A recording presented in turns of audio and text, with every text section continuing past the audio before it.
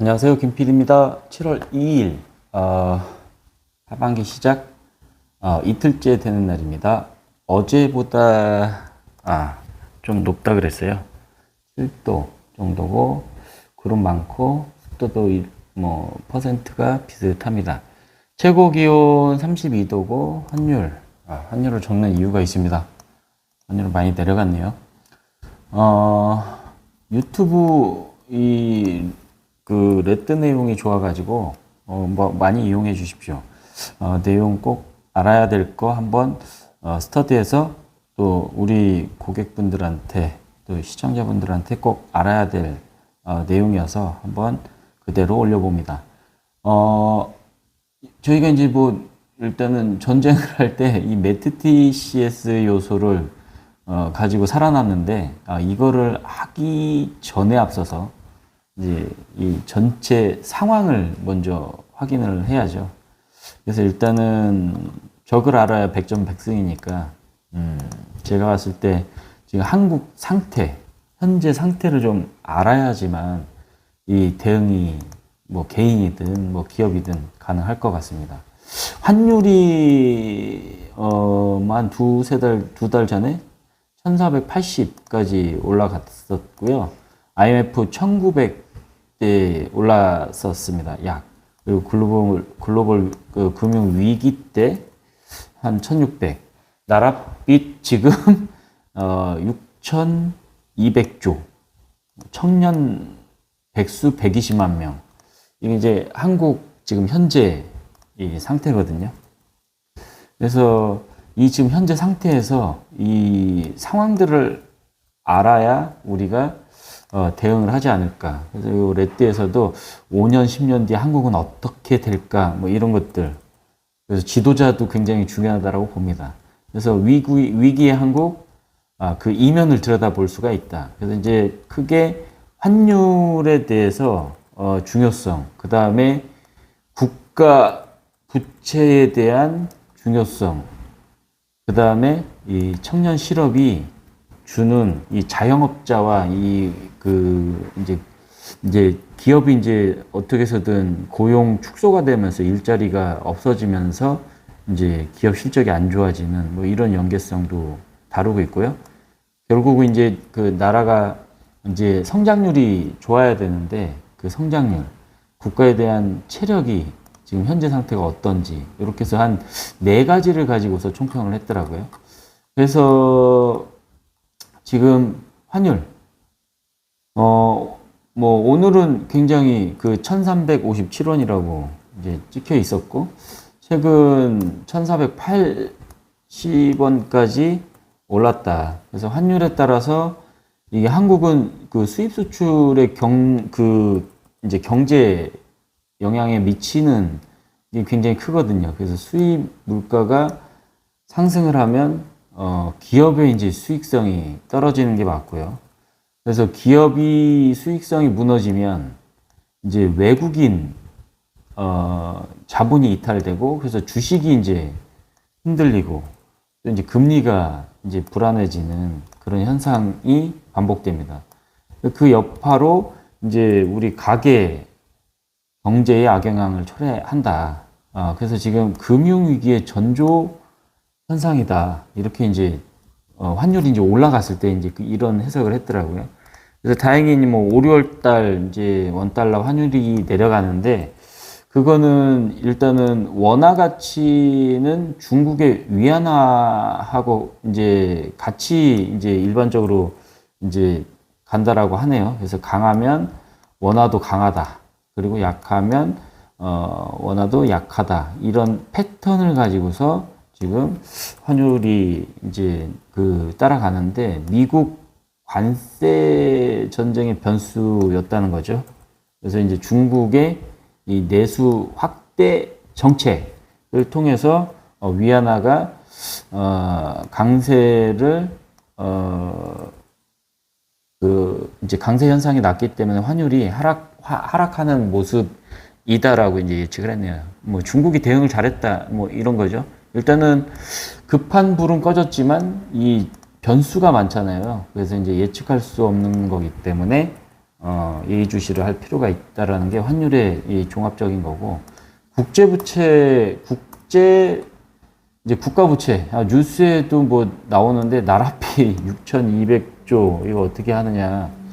그 중에서도 가장 문제가 되는 거는 지금 가계부채라고 합니다. 그래서 가계부채가 진짜 상상 초월입니다. 그래서 이제 뭐 빚이 이제 정부 빚도 있고 기업 빚도 있고 또 가계 부채, 가계 빚도 있는데 가장 위험한 거는 이 정부 기업은 이 방파제가 있답니다. 예산, 내 조정, 구조 조정, 뭐 회사채 발행 이렇게 이제 대응이 이제 가능한데 가계 대출은 이게 그 뭐 대응할 수 있는 게 한계가 있다라고 하죠. 그래서 이제 굉장히 이 한국 가계 대출이 지금 어떻게 보면은 그 OECD 국가 중에 5번째.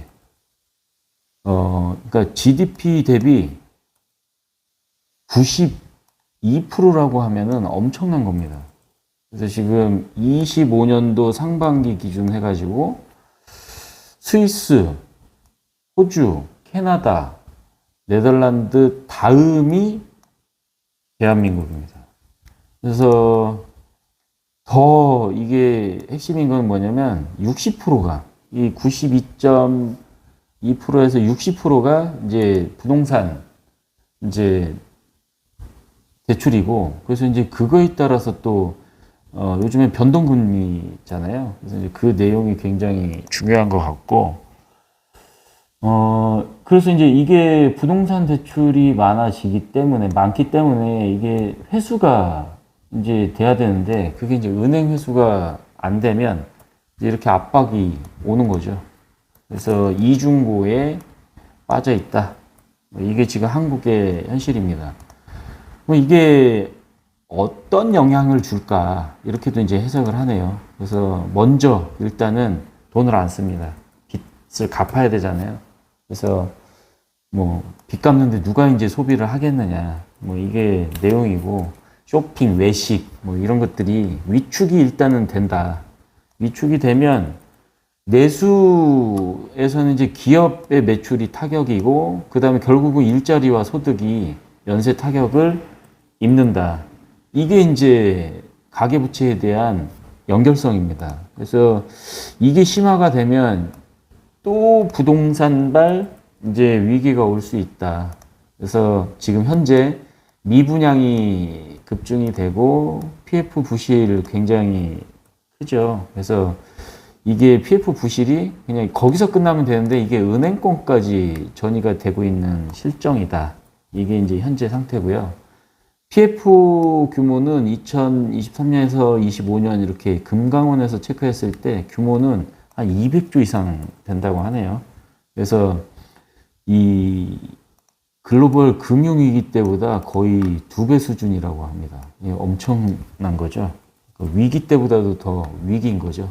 그래서 최근 이제 금강원에서 이제 사태 파악을 했을 때 지난해부터 올 상반기까지 PF 부실이 약 24조 원. 와, 큽니다. 그래서 이게 부실이 그냥 돼서 저축은행하고 가장 타격 입는 게 보험사 제2금융권이 타격을 입을 수 있고 현재 그런 실정이고, 그래서 이제 이게 또 이어지면 신용경색, 그 다음에 중소기업과 자영업자 대출이 일단은 문제가 생길 수 있다. 그래서 이제 실무경제의 위기가 올 수 있는 그런 상황이라고 합니다. 그러면 이제 이 부채를 얼마나 줄여야 될 것인가에 대한 얘기가 나왔을 때, 한국은행과 IMF에서는 이 가계대출을 지금 현재 GDP에서 한 7, 80% 이하로 낮춰야 된다라는 게 내용입니다.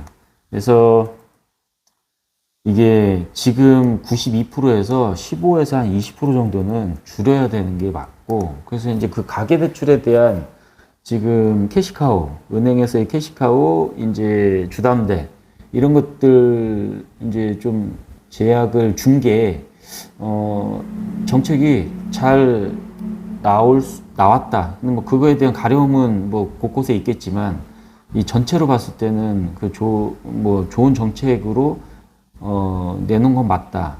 하지만 곳곳에 가려운 것들은 좀 긁어줄 필요가 있다라는 게 현장 내용이고요.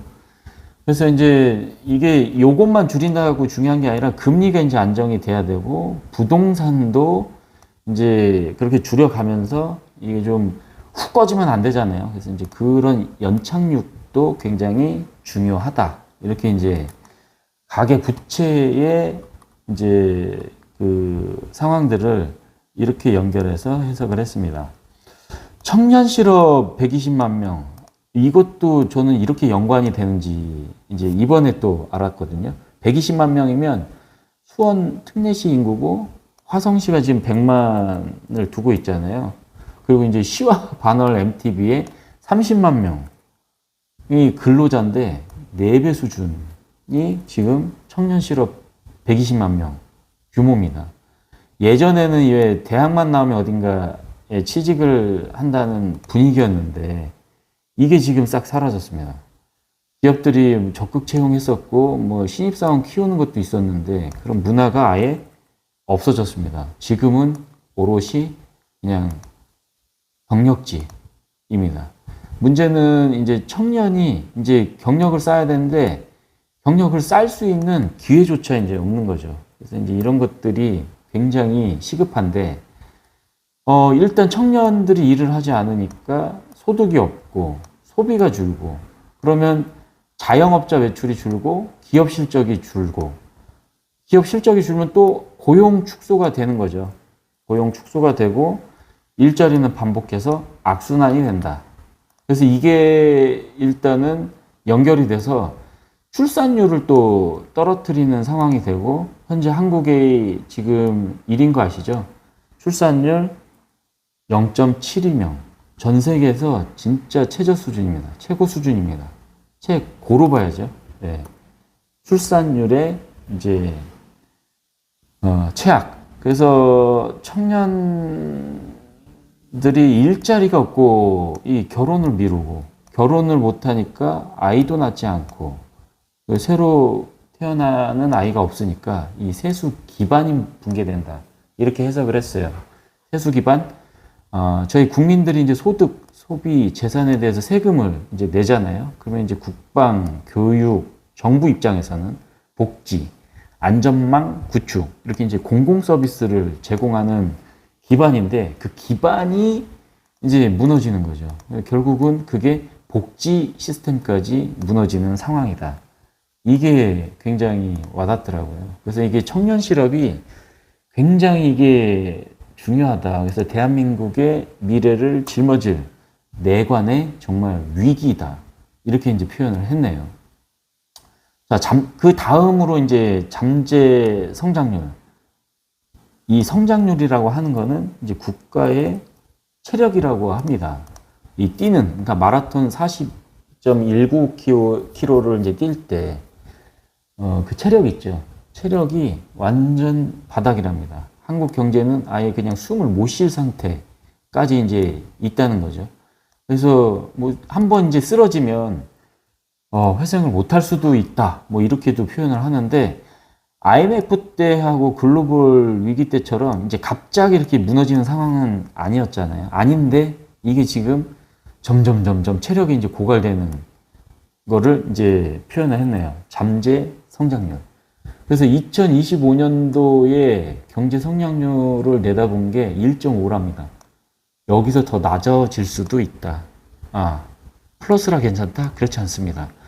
예전에는 이렇게 충격이 왔을 때 회복이 굉장히 빨랐답니다. 그래서 IMF 때 마이너스 7%까지 갔는데 1년 만에 10% 성장을 했어요. 그러니까 그 정도로 체력 회복이 좋았죠. 글로벌 위기 때도 0.8에서 어서 오십시오. 7%대로 반등을 했거든요. 그래서 굉장히 회복이 빨랐는데 지금은 한국은 고무공처럼 바람이 빠진다. 회복할 수 있는 여력이 없다. 그래서 못 뛴다. 뭐 이런 내용이더라고요. 그래서 KDI는 이렇게 경고를 합니다. 인구 감소와 고령화가 맞물리면 지금 현재 한국의 상태죠.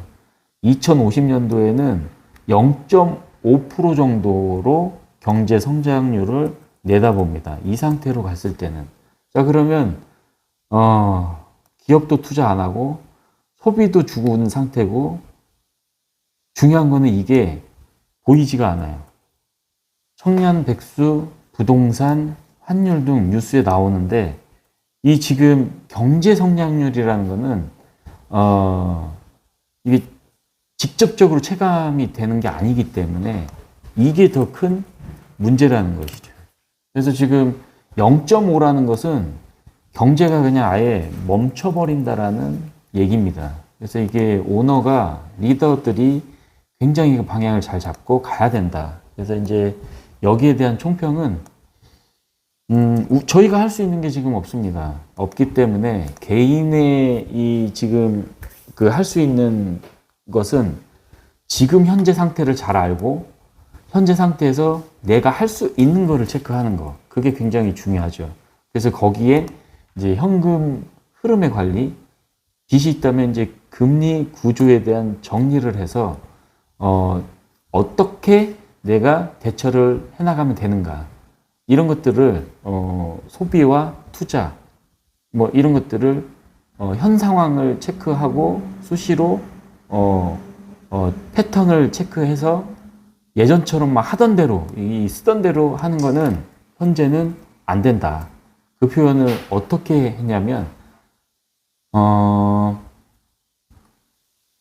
구멍난 바닥 배에 그냥 놓쳐며 버티겠다라는 거와 같다, 이렇게 표현을 했네요. 심각하죠. 그래서 지금 우리가 경험해 보지 못한 상황에 지금 놓여 있는 상황은 맞다. 출산율 0.7, 잠재 성장률 1%대, 그리고 환율이 이제 변수가 많아요. 지금 오르락내리락. 그리고 청년 실업 120만 명.